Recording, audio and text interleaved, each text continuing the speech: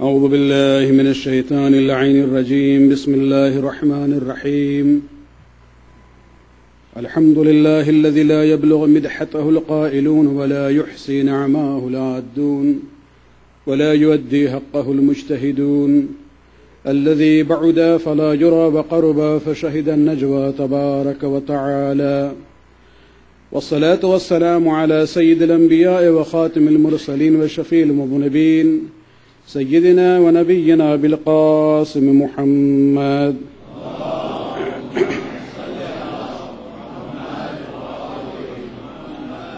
وعلى أهل بيته الطيبين الطاهرين المعصومين الذين أذهب الله عنهم الرجس وطهرهم تطهيرا.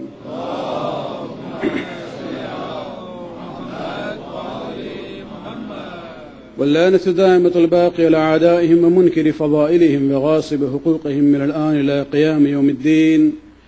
أما بعد، فقد قال الله سبحانه وتعالى في كتابه الكريم: اهدنا الصراط المستقيم. صلوات پڑھنے پر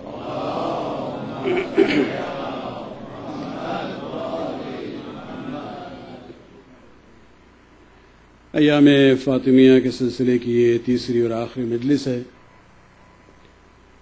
گزشتہ 2 سال ہم نے ان مجالس میں گفتگو جو ہے تاریخی اعتبار سے کی تھی. فدق کے حوالے سے تفصیلی گفتگو رہی.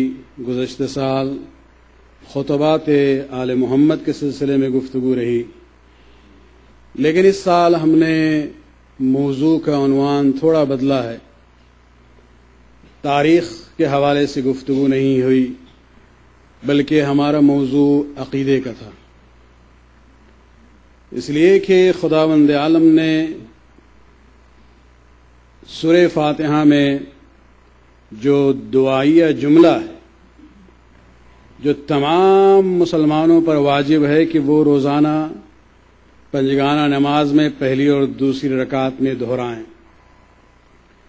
پہلا حصہ سورہ فاتحہ کا خدا کی تعریف میں، لیکن دوسرا حصہ جو ہے وہ اس کا تعلق ہم لوگوں سے ہے، اور یہ دعا ہے اللہ کے حکم سے ہے: اہدنا الصراط المستقیم. خداوندہ مجھے صراط مستقیم پر باقی رکھ. صراط الذین انعمت علیہم، ان کے راستے پر باقی رکھ جن پر تو نے اپنے نعمتیں نازل کی ہیں. غیر المغضوب علیہم، نہ وہ راستہ جو صراط مستقیم سے منحرف ہو کے جا رہا ہے، جن پر تو نے اپنے غضب کو نازل کیا ہے، اور نہ وہ جو ضالین اور گمراہ ہیں. اور اسی عنوان سے ہم نے کوشش کی تھی ان 2 مجالس میں کہ تشیع، غلو اور تقصیر کے فرق کو آپ کے سامنے پیش کریں. جو حضرات نہیں تھے وہ بہرحال آپ آرکیوز میں وہ مجالس ہوں گی، آپ اس کو سن لیں. لیکن کوشش ہم نے پوری کی تھی کہ اس فرق کو ہم سمجھیں. 10 بار ہمیں حکم دیا گیا ہے روزانہ 10 بار دعا کریں کہ خداوندہ مجھے صراط مستقیم پر باقی رکھ. اس کا مطلب یہ ہے کہ انحراف کا خطرہ ہمیشہ ہے، ہمیں وقت ہے اور ہر جگہ ہے. اور جہاں تک تشیع کی بات ہے، یہ صراط مستقیم ہے. غضب کا راستہ تقصیر کا راستہ ہے، اور گمراہی کا راستہ غلو کا راستہ ہے.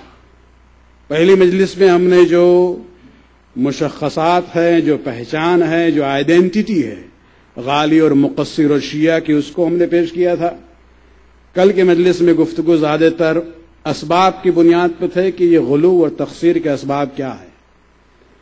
لیکن آج کی مجلس چونکہ یہ شب عزا ہے، کل بھی آدھی گفتگو جو ہے جناب سیدہ کے حوالے سے تھی، لیکن مثال آج منحصراً صرف بیوی کے سلسلے میں، تاکہ یہ احساس رہے کہ ہم لوگ غلو کی طرف نہیں جا رہے ہیں.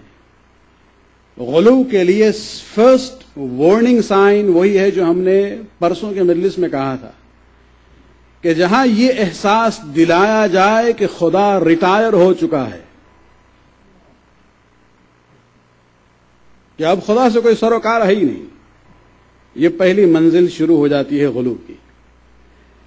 لیکن جس طرح سے امیر المؤمنین نے کہا تھا کہ ہمارے سلسلے میں کہو کہ ہم عبید و مربوبین ہیں، خدا کے بندے اور مربوب ہیں، لیکن اس کے بعد جتنے فضائل تم کہنا چاہو ہمارے سلسلے میں کہہ سکتے ہو. خدا کی خدائی کو بھی محفوظ رکھا ہے تشیع نے، اور آل محمد کے منزلت کو بھی محفوظ رکھا ہے تشیع نے. صلوات پڑھیں ایک بار.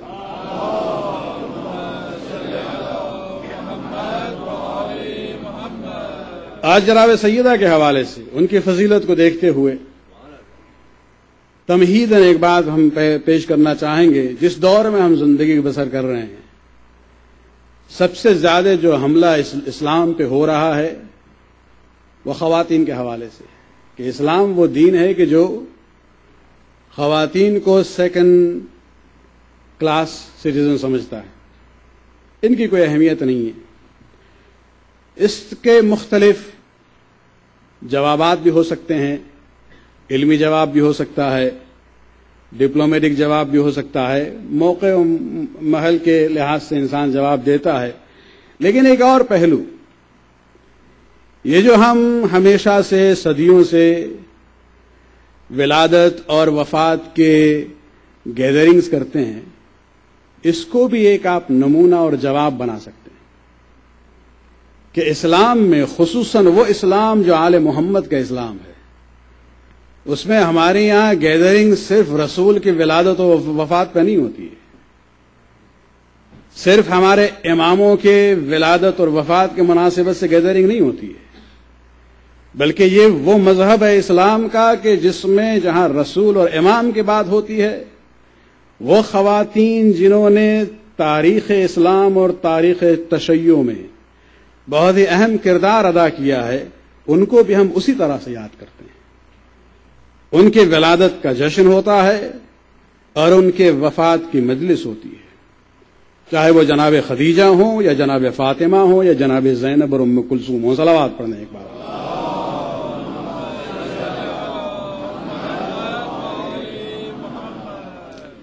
آئے جوادی آمولی اپنے تفسیر کے سلسلے میں الرجال قوامون علی النساء کی تفسیر میں ایک عجیب بات کی ہے انہوں نے، اور ہم چاہیں گے تمہیداً اس گفتگو میں آپ کے ساتھ شیئر کریں کہ اکثر یہ اعتراض یہ ہوتا ہے کہ بھائی اسلام میں انبیاء کے لسٹ میں اور ائمہ کے لسٹ میں کوئی خاتون کا ذکر نہیں. ہمارے یہاں یہ منصب کی جو بات ہوتی ہے، منصب کو جو ہے جہاں تک مرد اور عورت میں فرق کی بات ہے، سپیریئر اور انفیریئر کی بات نہیں ہوتی ہے. جہاں جہاں منصب اور ذمہ داری کی بات ہے، ذمہ داریوں کو اسلام میں مردوں میں اور عورتوں میں ان کے مقصد حیات کو دیکھتے ہوئے تقسیم کیا گیا ہے. اور جہاں تک انسان کی فضیلت کی بات ہے، اس میں مرد اور عورت میں کوئی فرق نہیں رکھا گیا ہے. جہاں جہاں اسلام میں آپ فرق دیکھتے ہیں مرد اور عورت کے سلسلے میں، اس کا تعلق ذمہ داریوں سے ہے. اور جہاں جہاں انسانی فضیلت کی بات ہوتی ہے، مرد و عورت میں صلاحیت اس کو حاصل کرنے کے لیے یکساں ہے.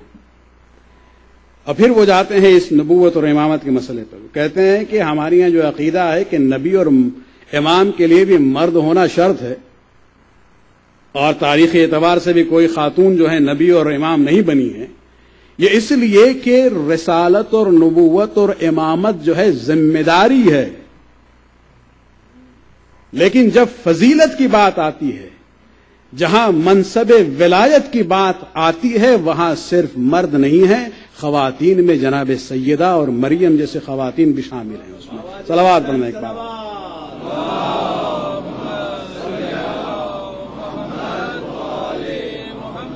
صرف علی ولی اللہ نہیں ہے،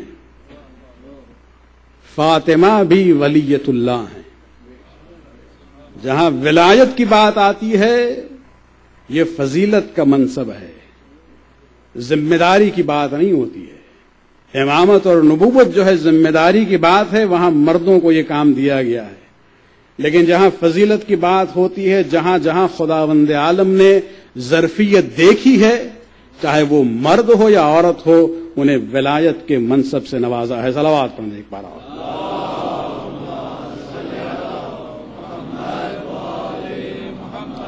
اس لیے فاطمہ ہمارے لیے ولیۃ اللہ بھی ہیں اور ہمارے لیے حجت اللہ بھی ہیں. یہ دونوں عنوان احادیث میں ان کے لیے آئے ہیں ائمہ اہل بیت سے.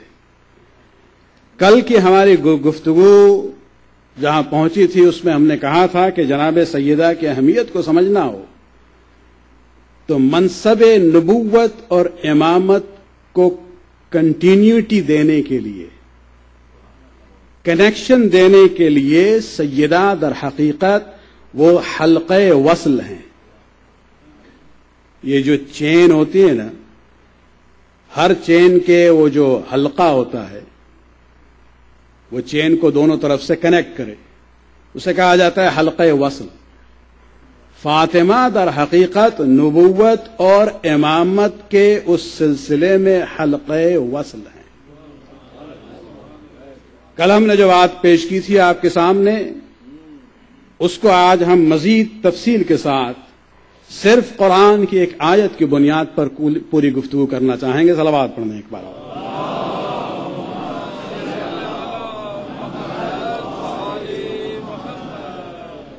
بار اور صلوات پڑھیں.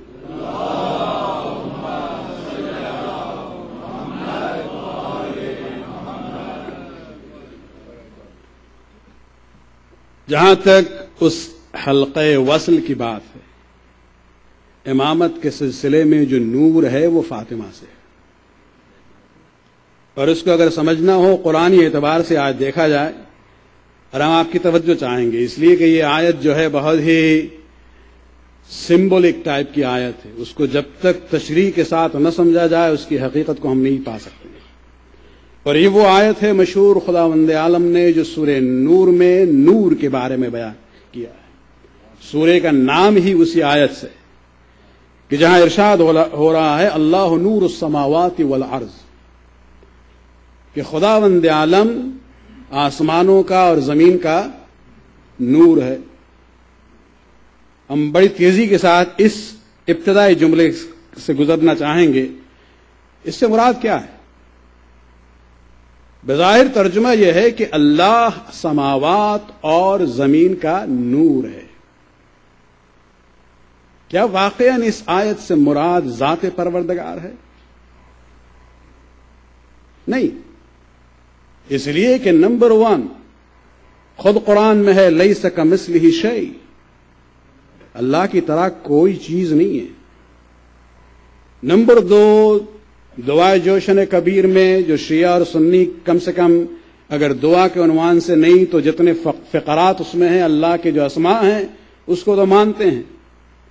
وہاں کہا جاتا ہے یا نور النور، یا خالق النور، یا مدبر النور، یا مقدر النور. اے خدا وہ جو نور کا خالق ہے. تو نور جو ہے در حقیقت خداوند عالم کی مخلوق ہے. اگر نور مخلوق الہی ہے تو نور خدا نہیں بن سکتا. آیت میں ہے اللہ نور السماوات والارض، اور بعد والا جملہ ہے وَمَثَلُ نُورِهِ، کہ خدا کے نور کی مثال یہ ہے. اور پھر آیت آگے بڑھی. خود یہ بعد والا جملہ بتا رہا ہے کہ یہاں نور سے مراد ذات پروردگار نہیں ہے. مثل نورہ، اللہ کے نور کی مثال یہ ہے.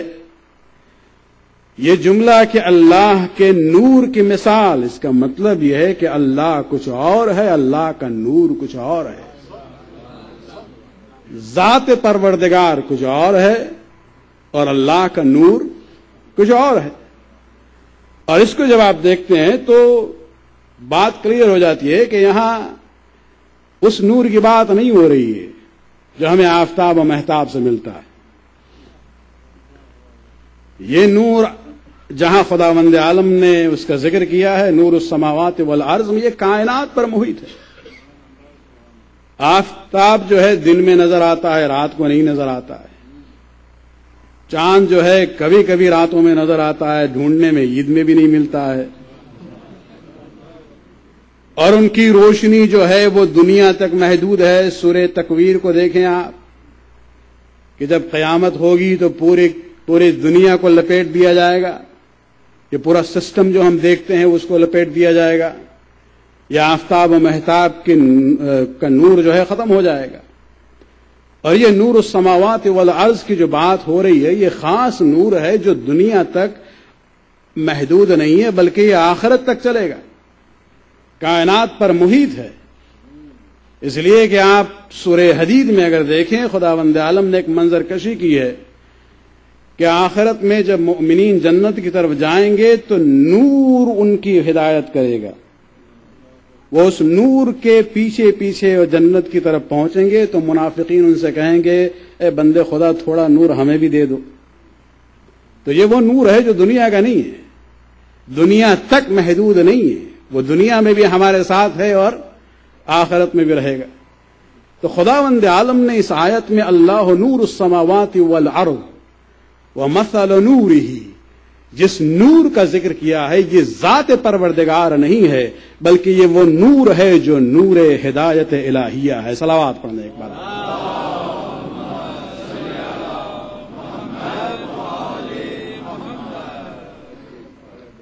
نور ہدایت کی بات ہو رہی ہے, اللہ کے ذات کی بات نہیں ہو رہی ہے. اب اس کے بعد آگے بڑھیں کہ خداوند عالم نے اس نور جو ہدایت کا نور ہے اس کو کس طرح سے ڈسکرائب کیا ہے قرآن میں اسی آیت میں سورہ نور میں. مثل نورہ کمشکاۃ فیہا مصباح المصباح فی زجاج الزجاج, جس طرح سے کأنہا کوکب دری. یہ آیت بڑی تفصیلی ہے اور اس کے ترجمے کو ہم خلاصتاً آپ کے سامنے پیش کر دیں کہ خداوند عالم نے کہا ہے کہ یہ نور, اس نور کی مثال ایک طاق کی طرح ہے جس میں ایک چراغ ہے اور وہ چراغ جو ہے ایک فانوس میں ہے اور یہ فانوس چمکتے دمکتے ستارے کی طرح ہے اور اس کو جو انرجی ملتی ہے اس درخت سے, مبارک درخت سے ملتی ہے جو زیتون کا درخت ہے. لا شرقیہ ولا غربیہ, یہ نہ مغرب کی طرف میلان ہے اس کا نہ مشرق کی طرف, اور یہ اس آگ کو چھوئے بغیر جو ہے یہ چراغ نور دیتا ہے. نور علی نور, یہ نور مسلسل نور ہی نور ہے. صلوات پڑھنے ایک بار.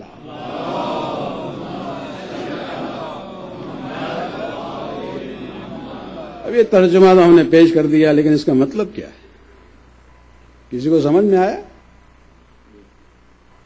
یہ اس آیت کا ہر لفظ تشریح طلب ہے, اس لیے کہ خداوند عالم نے اس آیت میں تشبیہات کا استعمال کیا ہے, سمبولک الفاظ یوز کیے ہیں کچھ اور کہنے کے لیے, اس لیے کہ کچھ حقائق ایسے ہیں کہ جس کو خداوند عالم سیدھے سیدھے بیان نہیں کر سکتا.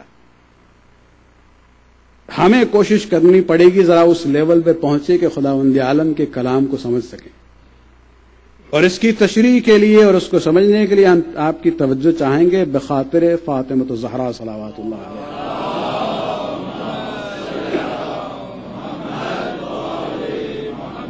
پہلا جملہ مثل نورہ, اللہ کے یہ نور ہدایت کی مثال کمشکات, مشکات کی طرح ہے. مشکات عربی میں لفظ ہے جسے طاق کہتے ہیں اردو میں. اب مشکل ہے کہ جوان جو ہے یہاں طاق سمجھتے بھی نہیں ہیں. طاق جو ہے یہ دیوار میں ایک نیس جو بنائی جاتی ہے, ایک ہولو ایریا ہے, یہاں تو خیر ڈیکوریشن کے لیے استعمال کرتے ہیں, لیکن مشرقی دنیا میں جہاں الیکٹریسٹی نہیں تھی جس زمانے میں, تو یہ در حقیقت یہ ایک جگہ تھی کہ جہاں لوگ چراغ رکھتے تھے. محفوظ جگہ ہوتی تھی جسے طاق کہا جاتا تھا, اور طاق کی خاصیت یہ ہوتی تھی کہ وہ ہمیشہ بلندی پہ ہوتا, اس لیے کہ آپ چاہ رہے ہیں کہ چراغ کا نور جو ہے پھیلے, اور اس کو پھیلانے کے لیے بلندی پہ رکھنا پڑتا ہے. اگر نیچے طاق بنائے تو وہ طاق نہیں ہے, طاق ہمیشہ بلندی پہ ہے.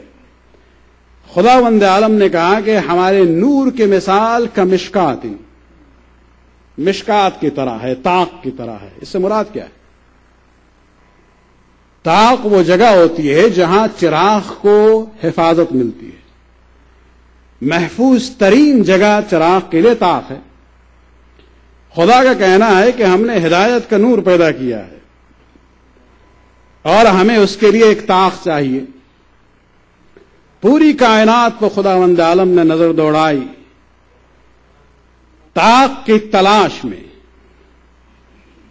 نظر جا کے رکتی ہے اس جگہ پہ جہاں خداوند عالم کو سب سے زیادہ اپنے نور کی حفاظت ملی، اور وہ ہے قلب محمد صلی اللہ علیہ وآلہ وسلم.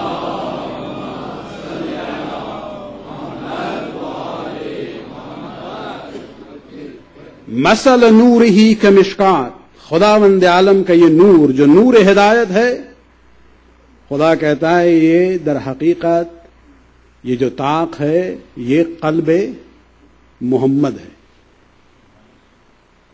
تو طاق کو تو ہم نے ڈھونڈ لیا اللہ کے نور کے لیے. اب اس کے بعد کیا ہے؟ فیہا مصباح، پھر ارشاد ہو رہا ہے کہ اس طاق میں ایک مصباح ہے. مصباح چراغ کو کہتے ہیں. اب آپ جو اس میں دیکھیں کہ آخر یہ چراغ کون سا چراغ ہے. لوکیشن میں اور آکیوپینٹ میں کوئی کمپیٹیبلٹی ہونی چاہیے. مکان اور مکین میں سنخیت ہونی چاہیے. اگر سنخیت نہ ہو تو وہ بات نہیں بنے گی. خداوند عالم نے کہا کہ ہم نے اپنے نور ہدایت کے لیے طاق تو ڈھونڈ لیا اور وہ محمد کا قلب ہے. محمد کے قلب سے قریب ترین حیثیت ہستی کون ہے؟ اس کو جب آپ دیکھیں گے تو خود رسول اسلام کہیں گے فاطمۃ بضعۃ منی.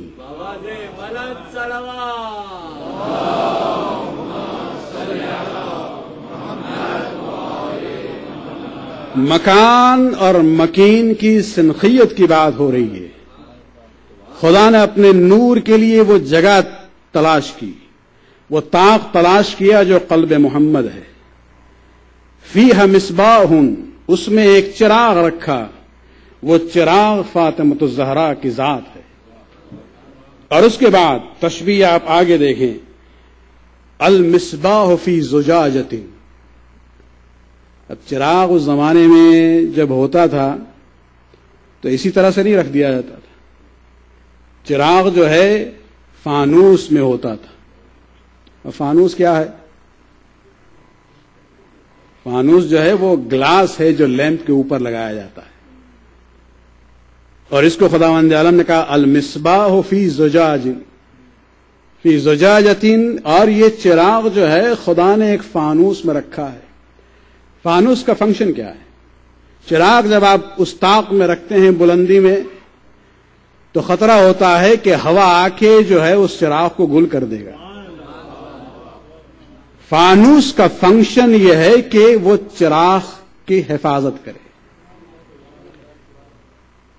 لہذا اس کے اوپر ایک پروٹیکٹیو کور لگایا جاتا ہے جسے فانوس کہتے ہیں. گلاس ہے، لیکن اس گلاس میں بھی یہ خاصیت ہونی چاہیے کہ وہ شفاف ہو، ٹرانسپیرنٹ ہو، ورنہ وہ چراغ کی افادیت کو ختم کر دے گا.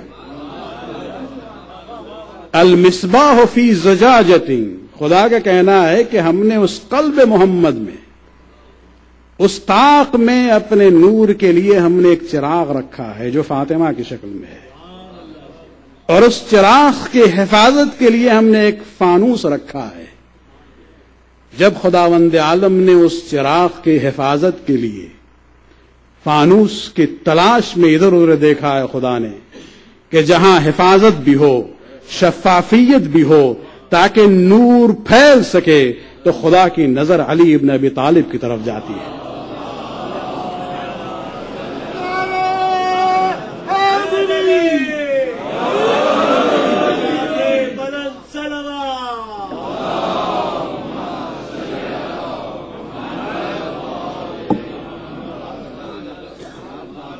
اس لیے کہا جاتا ہے کہ اگر علی نہ ہوتے تو فاطمہ کو کوئی کفر نہیں ہوتا. اس چراغ کی حفاظت کے لیے خداوند عالم نے جو فانوس رکھا ہے وہ ہے علی ابن ابی طالب. اس نور کی حفاظت بھی کرتے ہیں اور حفاظت میں رکاوٹ نہیں بنتے ہیں، ان میں وہ شفافیت ہے۔ اور پھر خداوند عالم نے اس فانوس، وہ جو گلاس ہے پروٹیکٹیو، سمبولکلی علی کی بات ہو رہی ہے، اس کی تعریف کی ہے، الزجاجۃ کأنہا کوکب دری، اور یہ فانوس جو ہے یہ در حقیقت ایک چمکتے دمکتے ستارے کی طرح ہے۔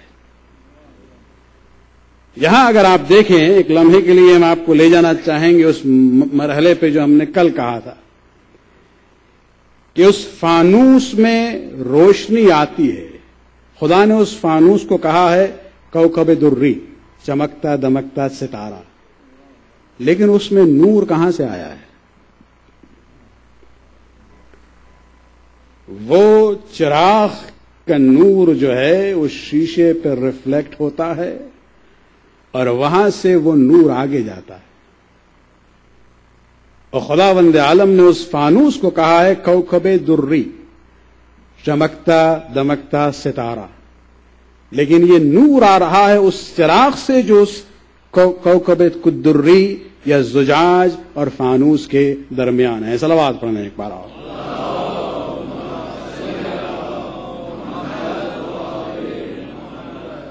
یوقد من شجرۃ مبارکۃ زیتونیہ لا شرقیہ ولا غربیہ۔ خدا نے بھی یہاں پر جو ہے تشبیہات میں کمال کر دیا۔ جب تشبیہ کرنا شروع کی تو ہر پہلو سے ذکر ہو رہا ہے کہ آخر وہ چراغ ہے تو چراغ جو ہے تیل سے جلتا ہے، تو اس چراغ جس کو نور ہدایت کہتے ہیں، اس کی انرجی کہاں سے آتی ہے؟ ارشاد ہو رہا ہے یوقد، یہ چراغ جلتا ہے من شجرۃ مبارکۃ زیتونیہ، اس مبارک درخت سے جو زیتون کا درخت ہے، اس سے جو تیل ہوتا ہے اس سے یہ چراغ جل رہا ہے۔ لا شرقیہ ولا غربیہ، یہاں پر خداوند عالم نے یہ جو بات کی ہے لا شرقیہ ولا غربیہ، مطلب یہ ہے کہ یہ زیتون کا درخت جو ہے باغ کے وسط میں ہے، باغ کے دیوار کے نہ مشرق کی طرف ہے نہ مغرب کی طرف ہے۔ فرق کیا پڑتا ہے؟ کیا فرق پڑتا ہے؟ خدا نے تشبیہ میں زیتون کے تیل کی تشبیہ کی ہے اس سے، اس لیے کہ زیتون کا تیل جو ہے بالکل پیور اور شفاف اور خالص ہوتا ہے، لیکن خدا کا کہنا ہے یہ ہر زیتون کے درخت سے نہیں یہ تیل ملے گا۔ اگر وہ درخت جو ہے وہ باغ کے دیوار سے لگا ہوا ہے تو یہ سن رائز جو ہے، لائٹ جو ہے صرف ایک طرف پڑے گی،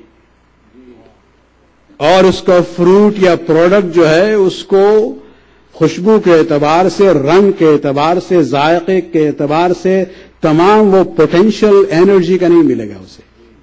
لیکن وہی درخت اگر گارڈن کے بیچ میں ہو تو اس کو ہر طرف سے انرجی ملتی ہے۔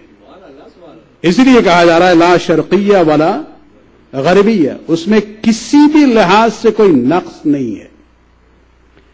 اور اس کے بعد ارشاد ہو رہا ہے لا یکاد زیتھا یضیء ولو لم تمسسہ نار۔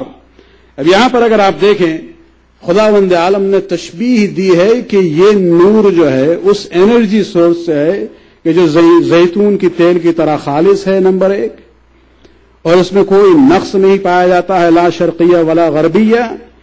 اور یہ چراغ جو ہے ضروری نہیں ہے کہ یہ آگ کو ٹچ کرے، اس کی لو جو ہے آگ کو ٹچ کیے بغیر، تیل کو ٹچ کیے بغیر نور دیتی ہے۔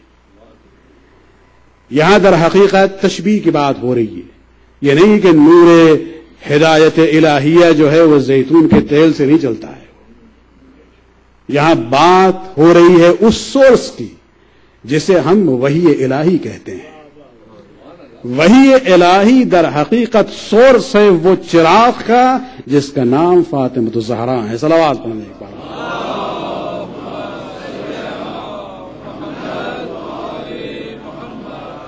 آخر میں ارشاد ہو رہا ہے نور علی نور، یہ جو نور ہے ہدایت کا، جو ہم نے قلب محمد میں قرار دیا ہے طاق کی حیثیت سے، فاطمہ کی شکل میں قرار دیا ہے، اور علی کو فانوس بنایا ہے اس چراغ کے حفاظت کے لیے، آخر میں ارشاد ہو رہا ہے نور علی نور. یہ ہدایت کا سلسلہ نور، مسلسل نور ہی نور ہے. یعنی اس کا مطلب یہ ہے کہ یہ نور جو ہے یہ سلسلہ تا قیامت چلے گا. ہر دور میں حجت خدا رہے گا، ہر دور میں ہدایت کا نور اس دنیا میں موجود رہے گا. یہ جو ہماری تصور ہے کہ دنیا کبھی بھی حجت خدا سے خالی نہیں ہو سکتی ہے، اس کی ایک دلیل یہی جملہ ہے نور علی نور. یہ ہدایت کا نور جو ہے نور اور مسلسل نور ہے. صلوات پڑھنے ایک بار اور.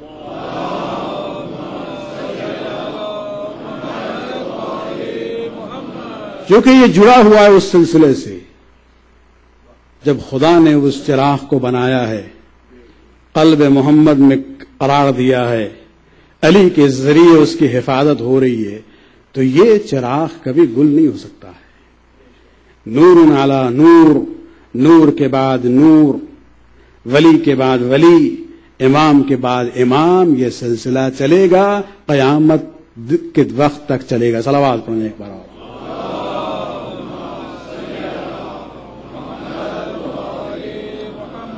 اب اس تشریح کے بعد ہم اس ترجمے کو دوبارہ آپ کے سامنے تشریحی فقرات کے ساتھ پیش کرنا چاہیں گے، تاکہ وہ جو پہلے ہم نے ترجمہ سیدھے سیدھے کیا تھا لفظی، اس کی وضاحت ہو سکے.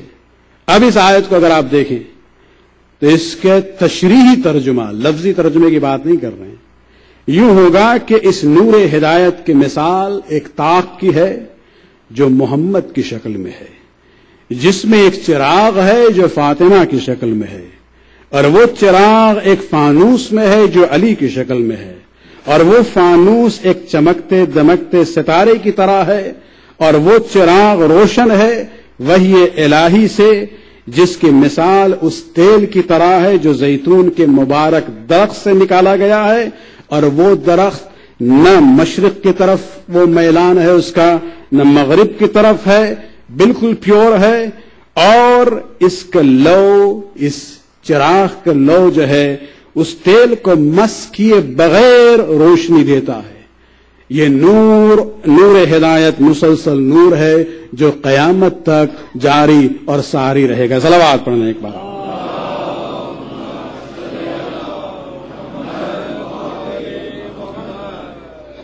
کل ہم نے ایک جملہ کہا تھا اور اسی کی ہم وضاحت کے طور پہ آج یہ تشریح اس آیت کی ہم نے آپ کے سامنے پیش کی ہے. آخر میں ایک جملہ تھا کہ یہ حلقہ وصل کی جو بات کر رہے ہیں نبوت اور امامت کے درمیان فاطمہ کی شکل میں، اگر فاطمہ نہ ہوتی تو نبوت محمدی اور ولایت علوی اور امامت آل محمد میں وہ نور نہ ہوتا. ممکن ہے کچھ حضرات کہیں کہ بھائی یہ غلو کی بات کر رہے ہیں آپ، لیکن اس آیت کو اگر آپ دیکھیں کہ خداوند عالم نے طاق تو ڈھونڈ لیا. طاق منور ہوتا ہے چراغ کے بعد. جب تک آپ طاق میں چراغ نہ رکھیں وہ منور نہیں. اگر اس طاق میں صرف آپ فانوس رکھ دیں، اس میں بھی آپ کو لائٹ کا ریفلیکشن نہیں ملے گا. جب تک اس طاق میں اور اس فانوس کے اندر وہ چراغ نہ ہو، نہ طاق کو نور ملے گا نہ فانوس کو نور ملے گا. اور اسی عنوان پر ہم نے کہا تھا کہ اگر فاطمہ نہ ہو تو نبوت میں بھی وہ نور کم ہو جائے گا اور امامت علوی میں بھی وہ نور کم ہو جائے گا. صلوات پڑھنے ایک بار.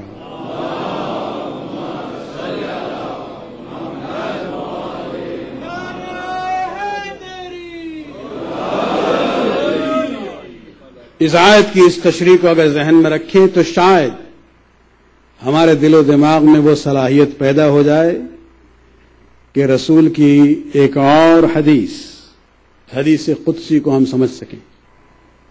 یہ ہماری کتابوں میں پائی جاتی ہے، دوسروں کتابوں میں نہیں ہے. حدیث قدسی اس حدیث کو کہتے ہیں کہ جو کلام خدا کا ہے لیکن یہ قرآن میں موجود نہیں ہے، جہاں رسول فرماتے ہیں خدا وند عالم نے یہ کہا ہے لیکن وہ قرآن کی آیت نہیں ہے، اسے کہا جاتا ہے حدیث قدسی. ایک حدیث قدسی ہمارے یہاں ہے کہ جہاں خدا وند عالم نے رسول اسلام سے کلام کیا ہے اور ایک عجیب و غریب بات کی ہے. خدا خطاب کرتا ہے رسول اسلام سے، یا محمد لولاک لما خلقت الافلاک، کہ اے محمد آپ کی ذات نہ ہوتی تو ہم کائنات کو پیدا نہ کرتے. یہ تو ہم سنتے ہیں، شیعہ سنی سب متفق ہیں اس بات پر. لیکن اس کے بعد والا جملہ ولولا علی لما خلقتک، لیکن اے محمد اگر علی نہ ہوتے تو ہم آپ کو پیدا نہ کرتے. اگر یہاں پہ بات ختم ہو جاتی تو یہ حدیث ختم ہو جاتی. لیکن بعد والا جملہ وَلَوْلَا فَاطِمَةَ لَمَا خَلَقْتُكُمَا، کہ اے محمد اگر فاطمہ نہ ہوتی تو ہم آپ کو اور علی کو بھی پیدا نہ کرتے.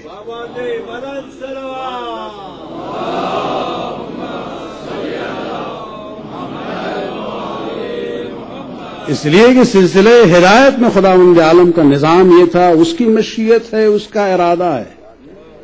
یہ معاملات ہمارے اور آپ کے الیکشن اور سلیکشن کی بات نہیں ہے، اس کی مرضی ہے. اور اس نے چاہا کہ نور ہدایت کا سلسلہ اس طرح سے چلے. اگر علی نہیں ہوں گے تو محمد نہیں ہوں گے، اور اگر فاطمہ نہ ہوتی تو محمد اور علی بھی نہ ہوتے. یہ عظمت ہے جناب سیدہ کہ ہمارے مکتب فکر میں یہ نور الہی ہیں، یہ وہ چراغ ہیں جو محمد کے دل میں ہے اور جس کے حفاظت کی ذمہ داری علی کو دی گئی ہے. اس عنوان سے اگر آپ جناب سیدہ کو سمجھنا چاہیں تب جا کے ہماری یہ کوشش ہو سکتی ہے کہ اس حق کو ادا کریں جو معرفت فاطمہ الزہرا کا حق ہے. اور اس سلسلے میں جب ہم مسلمانوں کے کردار کو دیکھتے ہیں، ان کے رویے کو دیکھتے ہیں، ہم نے ایک جملہ کہا تھا پرسوں کے تقصیر کے معاملے میں صرف علی کے ساتھ تقصیر نہیں کی گئی ہے بلکہ فاطمہ کے ساتھ بھی تقصیر کی گئی. ان کے مرتبے کو گرایا گیا ہے. لیکن بات صرف تقصیر تک نہیں ہے، بات ظلم پہ جاتی ہے. کہا جاتا ہے کہ بھائی اس قصے کو آپ بھول جائیے، دروازے کے معاملات کو آپ بھول جائیے، اس کا ذکر نہ کریں. لیکن ہم کس طرح سے یہ بھول سکتے ہیں؟ ہمارے آئمہ نے تاکید کی ہے اس بات کو بھولنا مت.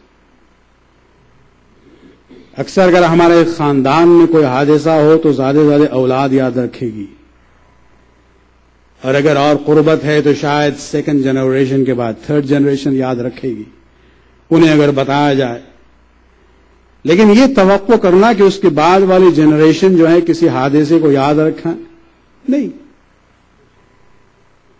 لیکن آل محمد کے خاندان میں عجیب و غریب بات نظر آتی ہے. زکریا بن آدم کی ایک روایت ہے، یہ 8ویں امام کے صحابی ہیں. یہ بیان فرماتے ہیں کہ ایک بار ہم امام کی خدمت میں گئے تھے. اب آپ کس کی بات کر رہے ہیں؟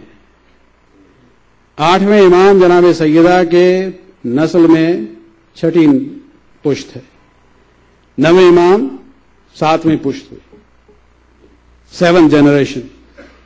آپ سوچیں کہ آل محمد نے اپنی اولاد کو کس ایج میں اور کس سن سال میں اس مظلومیت کو انہیں بتایا ہے اور یاد دلایا ہے. زکریا بن آدم کہتے ہیں کہ ہم 8ویں امام کے حضور میں بیٹھے تھے اور دیکھا ہم نے کہ 9ویں امام 4 سال کے تھے، امام جواد آئے اور بیٹھے رہے، اور اس کمسنی میں جو بھی سین رہا ہوگا دونوں ہاتھ زمین پر رکھ کے اس پہ سہارا دے کے آسمان کی طرف دیکھ رہے تھے اور تھوڑی دیر تک نظر اوپر ہی رہی. بابا نے پوچھا کہ بیٹا کس فکر میں پڑے ہوئے ہو؟ 7ویں پشت ہے فاطمہ کی، سن دیکھیں 4 سال کا سن ہے. جواب کیا دیتے ہیں؟ کہتے ہیں بابا ہم غور و فکر کر رہے ہیں کہ مسلمانوں نے ما صنع بأم فاطمہ. بابا ہم غور کر رہے ہیں اس بات پر کہ امت والوں نے میری جدہ فاطمہ کے ساتھ کیا کیا تھا. ان مصائب کو ہم بھول نہیں سکتے ہیں. ہر نسل میں ان مصائب کا ذکر کیا گیا ہے. ہم سے کہا گیا ہے کہ اس بات کو مت بھولنا.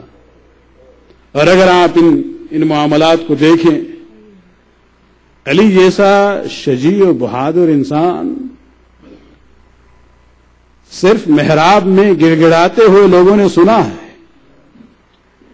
لیکن اس کے علاوہ علی کبھی روئے نہیں ہیں. لیکن 2 ایسے مواقع زندگی میں آئے ہیں. ایک جب خبر ملی ہے، جب حسن و حسین مسجد میں آئے ہیں اور انہوں نے خبر دی کہ اب ماں زندہ نہیں ہے، اس وقت علی پر وہ کیفیت طاری ہو جاتی ہے کہ غشی میں پڑ جاتے ہیں. صحابہ پانی لے کے آتے ہیں، چھڑکتے ہیں، علی کے چہرے پر ہوش آتا ہے. اور اس کے بعد دوسرا وہ موقع تھا کہ جب غسل دے رہے تھے اور جو خاص اصحاب مسجد کے صحن میں بیٹھے ہوئے تھے، تھوڑی دیر کے بعد وہ کہتے ہیں کہ علی کی زور سے چیخ کی آواز آئی. بلند آواز میں ہم نے کبھی علی کو روتے ہوئے نہیں سنا تھا. بعد میں ہمت کر کے کچھ اصحاب نے علی سے پوچھا مولا کس بات نے آپ کو رلایا ہے؟ فرماتے ہیں کہ غسل دیتے دیتے جب میرا ہاتھ اس شکستہ پہلو پہ گیا ہے تب مجھ سے صبر نہ ہو سکا. عزیزان حسین، یہ وہ مصیبت ہے جس نے علی کو بھی رلا دیا تھا. ایک پھر وہ مرحلہ آتا ہے کہ غسل کے بعد جب کفن بھی پہنا چکے، ایک مرتبہ اسماء بنت امیس سے کہا کہ اب بچوں کو آخری دیدار کے لیے بلاؤ.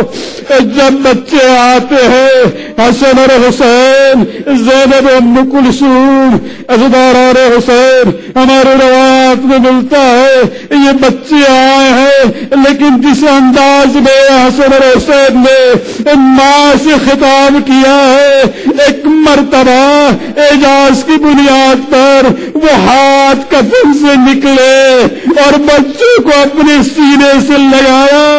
حکم آتا ہے علی ان بچوں کو ماں کی لاش سے جدا کرو. ہم کہیں گے مولا علی حسین کو جدا کر دو، اس لیے کہ یہاں ماں کی لاش سے ملے ہیں، لیکن کفن میں ماں کا لاشا ہے.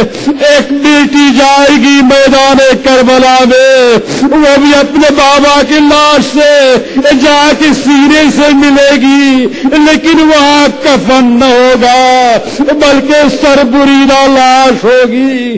عزیزان حسین، یہ مظلوم خاتون جو خداوند عالم نے ان کو نور ہدایت بنایا تھا، اتنی ظلم کی شکار ہوئی کہ وصیت فرما گئی تھی کہ علی میرے جنازے میں ظالمین شریک نہ ہو، میرے جنازے کو شب کی تاریکی میں اٹھایا جائے.